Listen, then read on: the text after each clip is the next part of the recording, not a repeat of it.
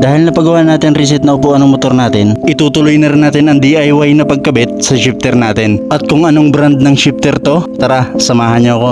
Yo, today mga kalpa is ikakabit na natin tong full seat shifter ng RCB na para sa Sniper 150 syempre sa motor natin na si Perdo. Sa totoo niyan, wala pa talaga akong experience sa pagkakabit ng shifter na ganito. First time kong gagawin to, sana makabit ko na maayos. Meron na din naman siyang instruction kung paano ikakabit, doon na lang tayo magbe-base kung paano yung step by step. Una kong ang ginawa dyan is pinag-partner ko na yung mga Allen bolts at yung mga sizes nila. Dahil uunahin ko nang i-assemble itong rear set bago ikabit sa motor natin. Magkabilaan lang naman to, partner pati yung mga Allen bolts nila. Kaya paniguradong ma-assemble natin to na maayos. Dahil ito na yung pinakamadaling paraan na alam ko. Dahil lilinawin ko lang, hindi naman talaga ako mekaniko, nakakaintindi lang. Dahil nag-uumpisa pa lang tayo na mag-aral sa mga pyesa ng motor natin. Kahit wala pa tayong sapat na kalaman sa mga ganitong bagay, ang importante sinusubukan. Dahil wala namang masama kung susubukan. Dahil wala naman talaga makakapagsabi kung magagawa mo ang isang bagay o magsasucess ka sa isang bagay kung hindi mo susubukan. Yan nga, at natapos ko ng i-assemble ang pares ng RCB shifter natin. Kaya inayos ko na agad si Perdo sa labas pati ang mga tools na gagamitin natin para masimula na. Una natin tinanggal is itong engine cover. Isusunod natin tong stock na foot peg na luluwagan lang muna natin ng mga tornilyo. Dahil ang una natin babaklasin ay ang tambucho para ma-manage natin na maayos. Dito pa lang ay hirap na ako dahil kulang tayo sa mga proper tools. Sinunod ko na rin yung napakaliit na clip ng brake pedal na kahit ang liit ang hirap tanggalin. Meron pang isa clip ng cylinder, napakahirap din tanggalin sa tagal na kasi. Pagkatapos kung maluwagan ng mga bolt, matanggal ang mga clip, ay mabilis na natin matatanggal to. Tambucho, stock foot peg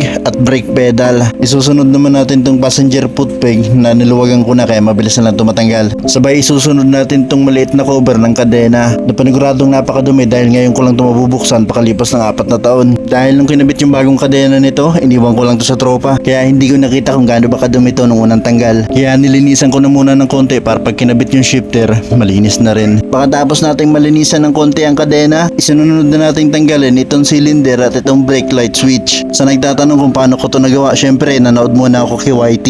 Dahil hindi naman tayo mekaniko at nakakaintindi lang. Minsan mas maganda na rin talagang ikaw nag-aayos ng motor mo dahil marami kang malalaman pagdating sa kinakailangan na ng motor mo. Dahil kung mga minor lang naman na gawain at mga basic, hindi mo na dadalhin sa shop, pwede ka na rin ikaw ang gumawa nito. Mas makakatipid ka pa pagdating sa maintenance ng motor. Dito nga sa bagong ipapalit natin ang axle ng motor, islalagyan muna natin ng grasa.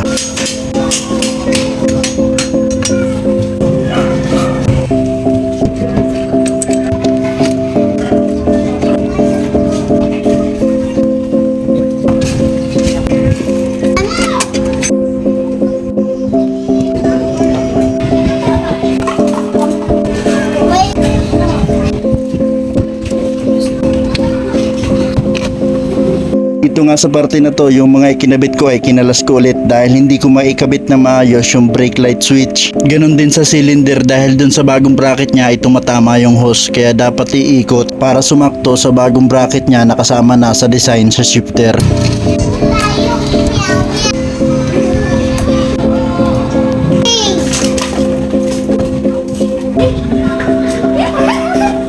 Suabe.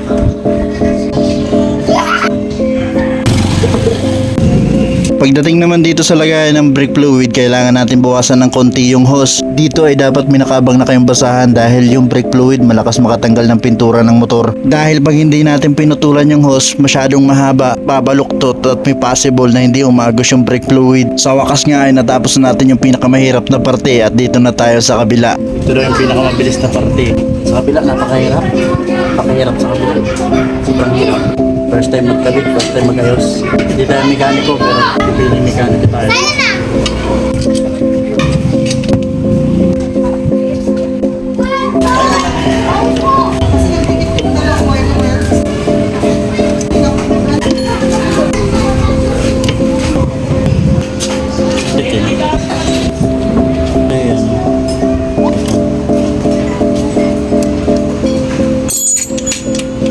Pagkatapos ko nga dito sa kabila, dito ko nakita yung tambucho na hindi pa pala naikabit. Buti nga wala siyang ibang piyesang tatamaan sa pagkabit nito dahil kung hindi, magbabaklas na naman tayo. Dahil mamaya nga pala ibibleed pa natin yung caliper nito dahil ginalaw natin yung brake fluid at paniguradong napasukan to ng hangin. So yun na, boss. So ito na nga mga kaalpa, pagkatapos na napakahabang oras natapos din natin. Dati nga ay hindi ko gusto ang ganitong konsepto pero nagbabago rin talaga mga desisyon natin sa buhay. Yung iba nga ay maraming nasasabi sa ganitong konsepto pero tayo wala tayong pakialam sa mga pros and cons sa mga konseptong ganito. Dahil yung itsura niya ngayon, napaka-pogi na. So yun lang mga kaalpa, ride safe palagi. Kung isa ka mga commuters, ingat lagi.